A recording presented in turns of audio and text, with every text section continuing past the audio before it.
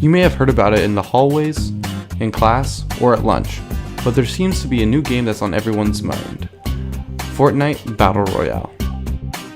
In this video, we're going to answer the questions of what is Fortnite, and why has it gained such a huge following everywhere, and interview some students who play it at Co-op. First off, what is Fortnite? Fortnite, the base game, is a game developed by Epic Games and People Can Fly, two indie game studios. Fortnite is a cooperative sandbox survival game in which friends can meet up to fight enemies while building forts to defend themselves while getting better loot and weapons while progressing through the world. You can better understand the game world coming from the mouth of its lead designer, Darren Sugg. When players first get into the experience, the absolute raw thing is that they're going to be masters of what we're considering the home base. This represents sort of a group of heroes that have undertaken the task of saving the world from the oncoming storm.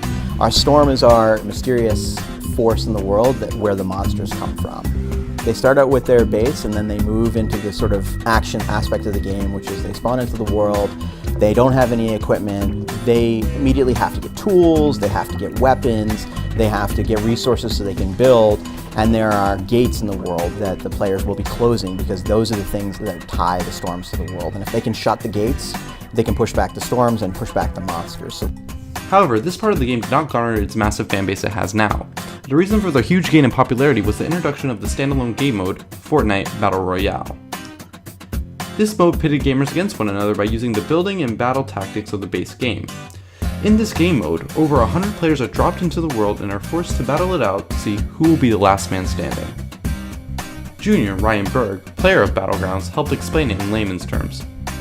Specifically, you're on a bus, like a battle bus, and like floats in the air, and you float over this giant island, and there's 100 people on this bus. You drop down from it, and there's like a bunch of different points on this island, right? So you land, and then there's this thing called the storm, and it's basically this circle, and you have to stay inside of the circle, or else the storm will cut you off and kill you. And as like time goes on, like players kill each other, less people get on the map, and the storm shrinks, and the area that you fight and play in gets like smaller, and it just ends with like the last guy standing.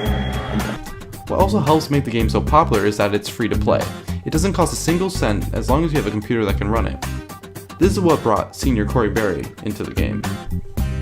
I'm poor enough to afford a PC to play PUBG, so I just got that. Plus, the numbers don't lie. According to PCGamesN.com, as of January 19th, Fortnite had over 45 million players, and the number seems to keep on rising. Also, on January 18th, the amount of players playing at the same time was over 2 million users, a truly staggering number. In an interview with PCGamesN, Fortnite's lead designer, Eric Williamson, said, "We're absolutely floored, and we're thrilled for the excitement over Battle Royale. With numbers like this, it doesn't seem like Fortnite will be leaving the lexicon of crop anytime soon, and you might as well just give it a try. I mean, it's free."